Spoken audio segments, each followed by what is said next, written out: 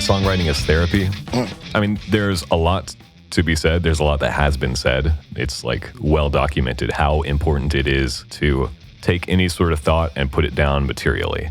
That's a very real form of exorcism. Put it on paper, be able to walk away from it, walk back and read what you were thinking in that time.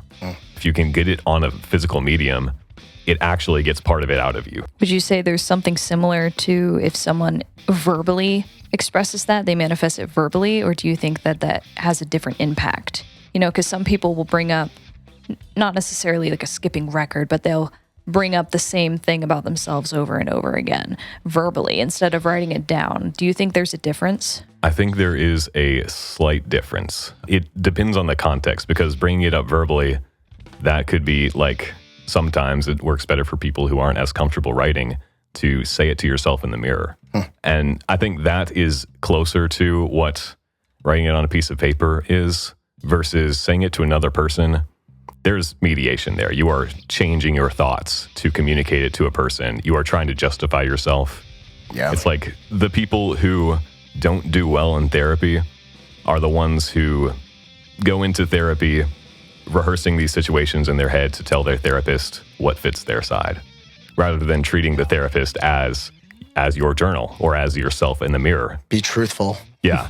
I can say whatever I want. I can be self-critical and not worry that they're going to treat me differently because I'm paying them. Like, yeah. An unbiased third party. Yeah. And unbiased, absolutely inconsequential. Like, you probably aren't seeing your therapist at the bar every night. Nope.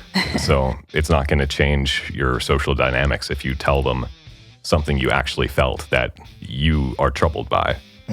Same deal, like in your journal, you can write things that you might be troubled by, and it's less intimidating, or saying it to yourself in the mirror, less intimidating than saying it to another person. Because you can't hide when it's on paper, man. Exactly. You can't hide from yourself. I think it's very important to not have someone else looking in on you when you're doing that. There's like layers to it, because if you are able to make something public, if you're able to take this thought that you jotted down in a journal, maybe dress it up with imagery, with metaphors. Transference is how I talk about this. You take a thought and you change it so that it is both more interesting, more evocative. There's imagery, there's illusion. You can bring in the richness of what you're thinking by transforming this. Yeah. But at the same time, it disguises it. It's like Freud's idea of dream work, which I don't necessarily agree with for dreams, but I think for art, this is very much the case. You take something that's very personal, very intense, and you dress it up so that you can say it out loud.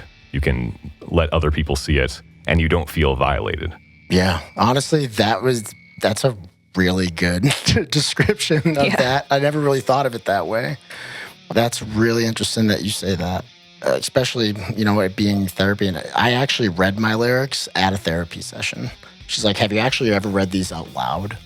And I was like, no, not really. I just have read them. She's like, read them out loud to yourself. I want to do that tomorrow in therapy. Oh, you should. She said, read these lyrics out loud right now. Like, because it was something weird that I guess I didn't really think about it, but it was the final goodbye and my salvation. It really messed me up because, like, I was hearing the pain, you know? And I was like, man, I'm a messed up individual, but I guess everybody is in a way. But I didn't realize how much pain was coming out of those songs. It's like, whoa, you know, I don't know. It was something cool that I didn't try. So now it's like a lot of my songs that I write now, I like to read them out loud to myself. Because if I can, you know, bring a tear to my own eye, I guess I know I got something good. Maybe not. I don't know. But it was something really cool, and I really suggest trying it because it brings another level of emotion to it. And another level of connection with your own work, too, you know? I guess, like, I've had, like, a lot of imposter syndrome lately. Preach, brother. Like, performing, right? Or writing these lyrics, like, man, I've always been afraid of people thinking that, like, do people think I'm legit? Like, do they believe me? Like when I'm performing, you know, but, or like, do I sound sick? Like, you know, or do I suck? Like, I'm just like, I don't deserve to be up there. Like, and I'm actually writing a song about imposter syndrome now. Hey. But it's so weird, but I think feeling those feelings are crucial to your writing and your creativity, because then you could turn it into something. And it makes it more authentic too, because you feel it, and then the audience recognizes that you feel it too, you know? I want to be believable, I guess, is when I'm up there.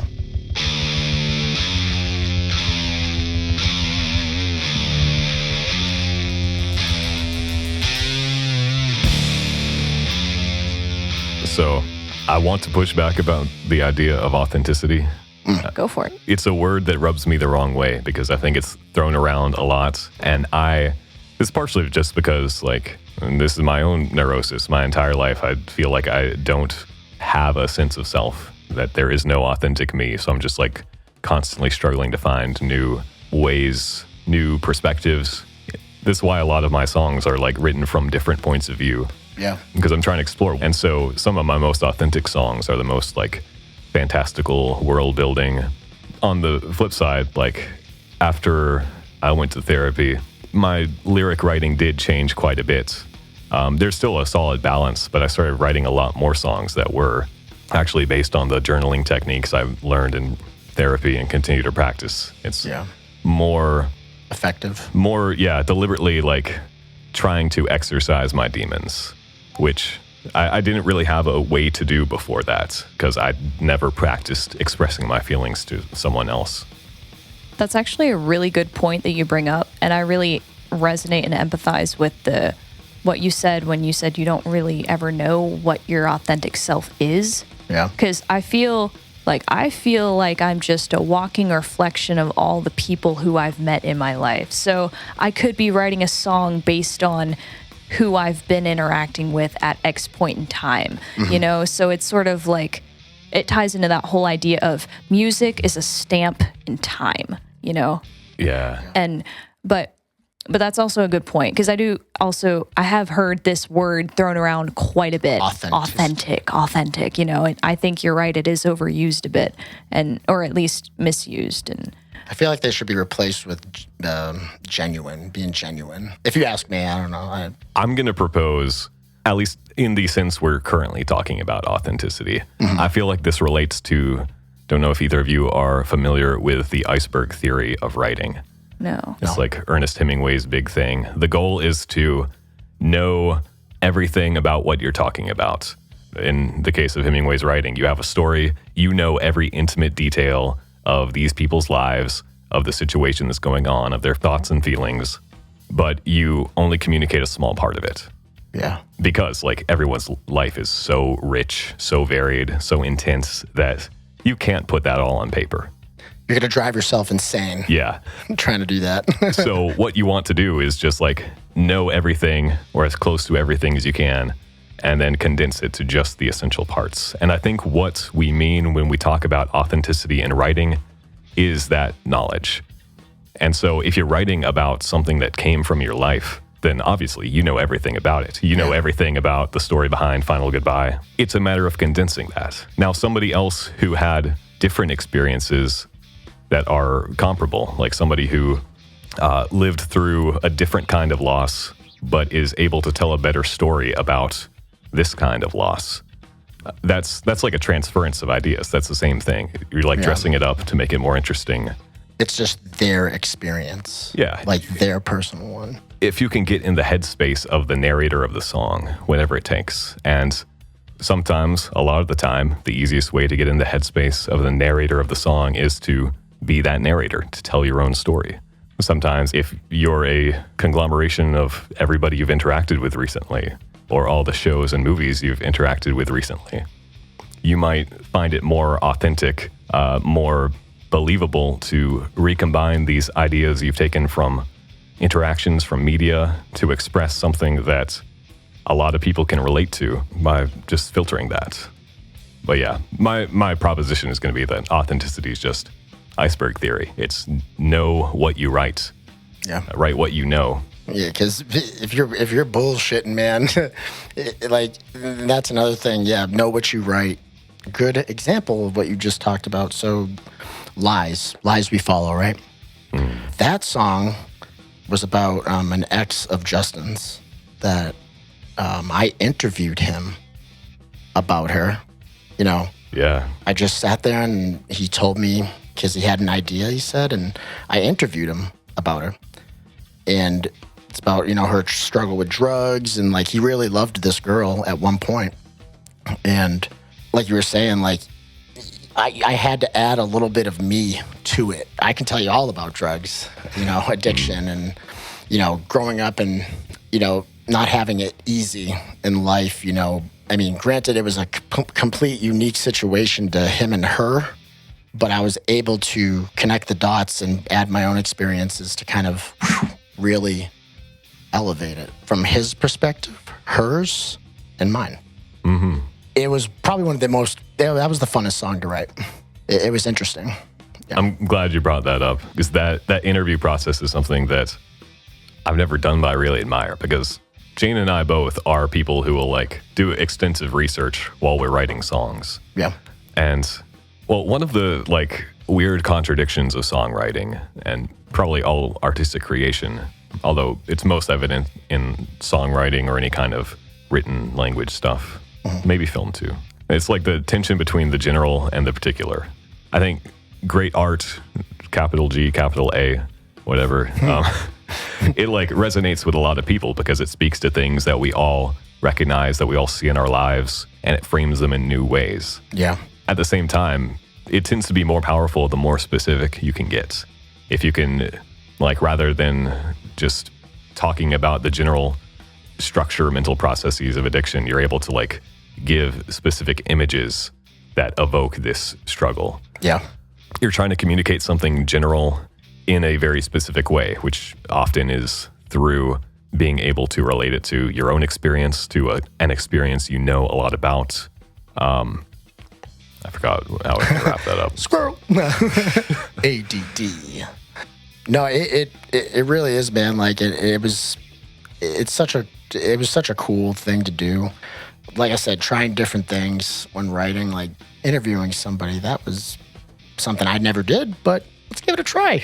Like, and Justin has never done that or talked about it until then. He shared it with me, and I was just like, wow, that's kind of cool. Thank you for being comfortable enough, to kind of, but he was really wanting this idea, and he had something in his head, and he sent me a line for the song, and it was funny because the general, like, tempo of the song and how I'm singing the lyrics, he wrote the syllable count and the way it flowed. It's like in meter. Was exactly how I was writing it already. I love analyzing syllable counts in other people's songs. Like it was amazing. I was just like, dude, like me and him were just clicking on that song. Do you mind telling us the line? Oh, so what he wrote, "Sell your soul again. I've heard it before. As you turn and run back to the calling of the sirens." Basically talking about how just like how he was getting fed up with constantly. He's done everything that he can to help this girl, and he loves her, but she won't change. She's not willing to grow. Just go back to. You might as well just go back to that lifestyle because you're just never going to change. Like, and that's how I end that with the chorus. How we do the outro chorus thing. How I switch the words up just slightly. Instead of saying like how we were, through the fog and rain, the sorrow and the pain. Yeah, being broken is all you know, right? Yeah. I say you are broken, and this we know. It becomes a past tense to a eternal tense. And it was just like, yes, I get it. You are broken. I already know that. What are you gonna do to fix it? And then this is just a constant vicious cycle. Like wordplay is so cool. Like just changing one word could change the flow of things. It's quite interesting. And that was a fun song to write.